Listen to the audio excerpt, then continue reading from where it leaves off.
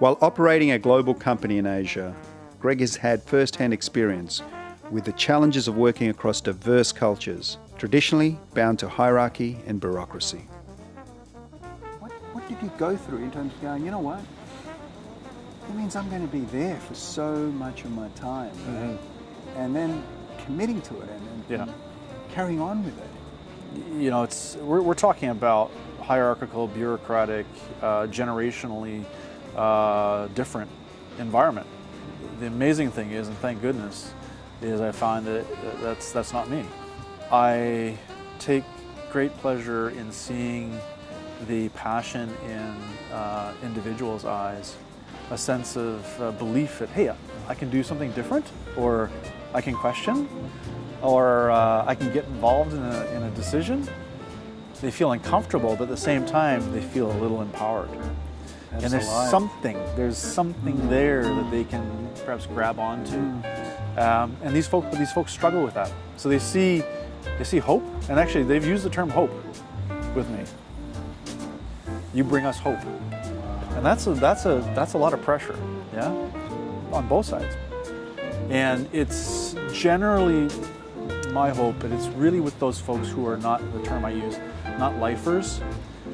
They can take that experience and then impart that somewhere else in Korea. Okay. Where do you think the focus needs to be in ensuring a greater enrichment, getting that balance right? I understand, after the wars they've needed to work hard, and as the post-war leaders have done that, and they've invested heavily, and they're in a good place, right? Financially. But the implications on their people, and then being able to be ready to shift and innovate, as you've mentioned, technology maybe, but in terms of creative thinking. So it's interesting, Korea is the least productive nation in the OECD. By their various productivity measures. Yes. And I was quite interested in that because I wanted to see what the heck that meant. Obviously being the lowest is pretty sad.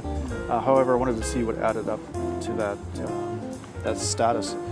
And what I thought I would do is I'd actually compare that position to Japan. And Japan's actually 4 times more productive than Korea. And we're talking about, again, they aren't the best of friends, but arguably similar kinds of environments. Hierarchical, feudal societies, bureaucratic, male-dominated, male-centric, etc. Gone through similar kinds of shifts in their industries. And one of the aspects that was found to cause Japan to be 4 times more productive was that about 10 years ago, the government started to recognize the correlation between productivity and input in the sense of people. And this is where you started to see the prominence of Japanese actually taking vacation. Vacation, as well as identifying that lifestyle and life were important in the overall health and well-being of the individual, and then as contributors to the business and to growth.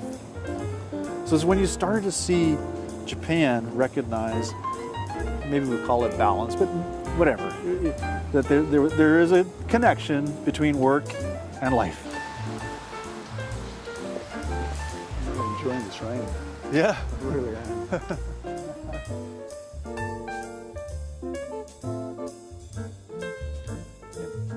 Winding up for the day, I wanted to hear about the kind of people Greg wants to attract to his team and who he feels can make an impact.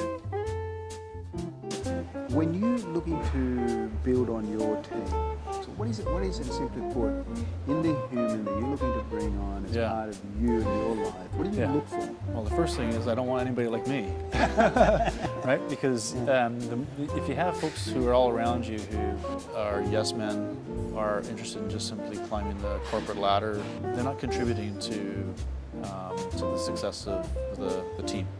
They are the center of their own interests. I really like to challenge myself. If I'm in a specific industry, I don't necessarily like to attract those folks who come from that same industry. I'd rather have people who have had broad base, maybe it's consumer packaged goods experience, maybe it is retail experience, maybe they were in travel as an example. I really am not bothered by the actual background. I could have heck, if there was a physician who wanted to join the team, why not take a look at that person as an opportunity? Second is, I don't really care generally about what school you went to. Yeah?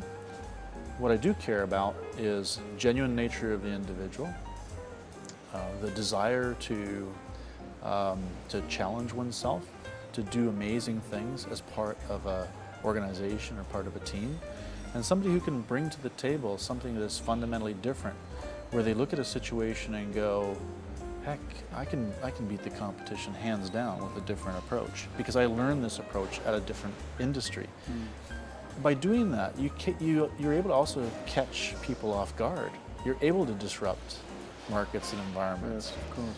Another aspect that I'm really interested in is if somebody's looking to make a career change, I want to be that guy that helps them make that career change. Because it's so difficult for people, say for example, late 30s, early 40s, to make a career change, to say, you know what, I was going down this path and I realized that corporate finance is not for me, or I'm not a Wall Street banker, but I'd like to get into tech. Yes. Right? Okay, let's talk. Let's talk about what you can bring to the table that'll give you the opportunity. And no, by the way, you don't have to work in the mailroom to work your way up. I'll bring you in at a like-for-like kind of situation, as long as you bring in the skills that help us differentiate, but as well the skills that really help to complement as well the team. Yeah. I want to go a bit deeper than that, right? I want to know what type of people you actually like.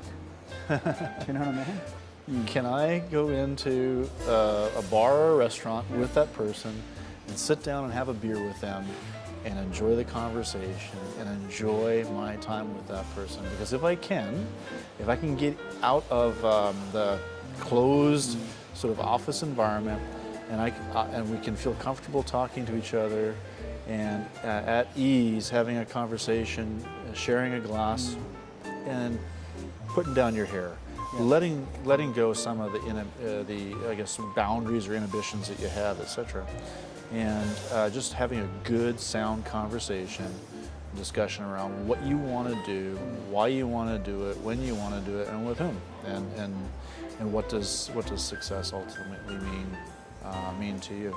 That being said, I've hired people over the phone, never met them, met them face to face, but understand, maybe they're great communicators, maybe understand as well over the phone that they bring a uniqueness to the table, whether it's a passion, whether it's a desire to do things differently, whether it is maybe some of their experience.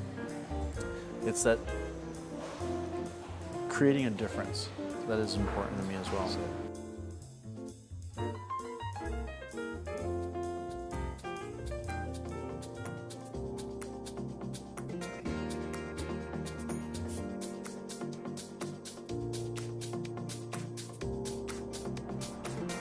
Great day with Greg. Spending time with him reminded me again why he's one of the best leaders that we have out there today.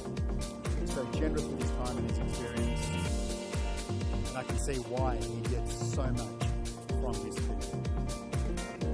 Thank you for spending your time with us here on the Leadership Show. I look forward to seeing you